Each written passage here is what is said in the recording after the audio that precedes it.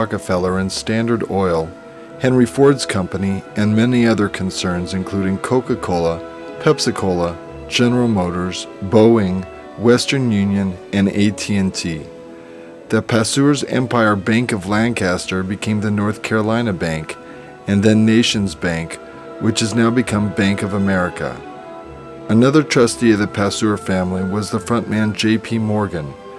Two books that detail these hidden alliances are David Icke's The Biggest Secret and Jim Marrs' Rule by Secrecy. Rockefeller, with this additional financing, incorporated Standard Oil Company of Ohio in 1870 and then formed a new partnership which included Henry Flagler and Jay Gould. Flagler and Gould's railroad industry connections helped Rockefeller when Gould created the Allegheny Transportation Company for moving crude oil to Standard in the most cost-efficient manner. By increasing the capacity of their trains to haul oil and by monopolistically gaining control of all crude oil transportation, the cabal became unspeakably powerful.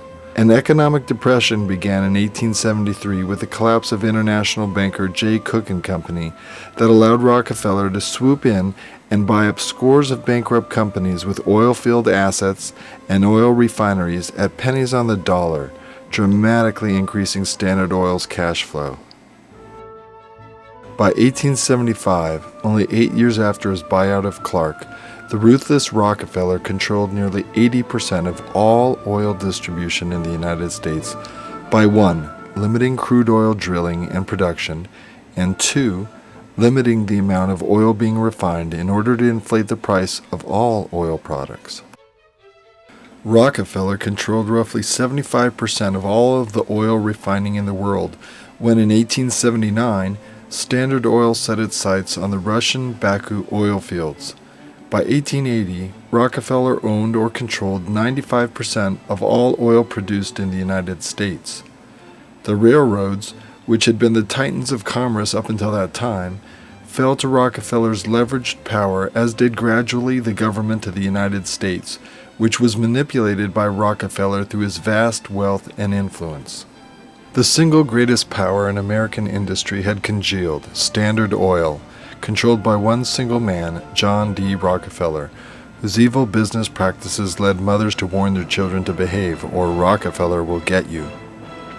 Having a stranglehold over the petroleum and kerosene industry for nearly 50 years gave Rockefeller unchecked power over the citizens of the United States, power greater than wielded by U.S. presidents, military generals, or other captains of industry.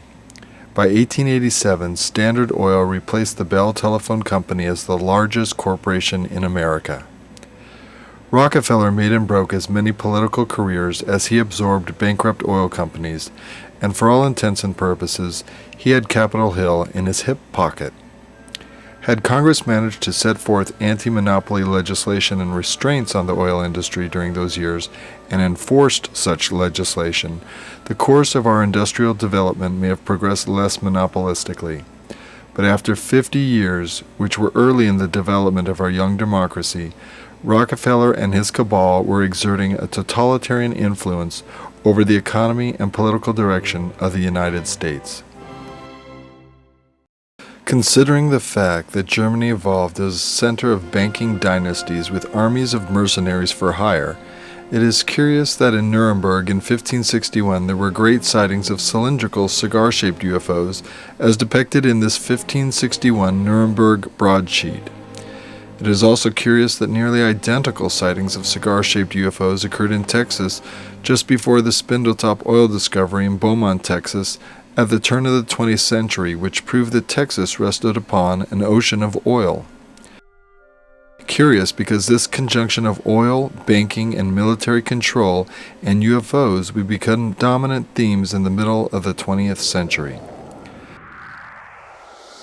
The great airship mystery of 1896 and 1897 began on November 17, 1896, when several hundred residents of Sacramento, California observed a giant oblong airship. As the months went by, sightings were later made by thousands of other witnesses across the United States, some of whom noted speeds in excess of 200 miles per hour, much faster than any form of transportation at that time.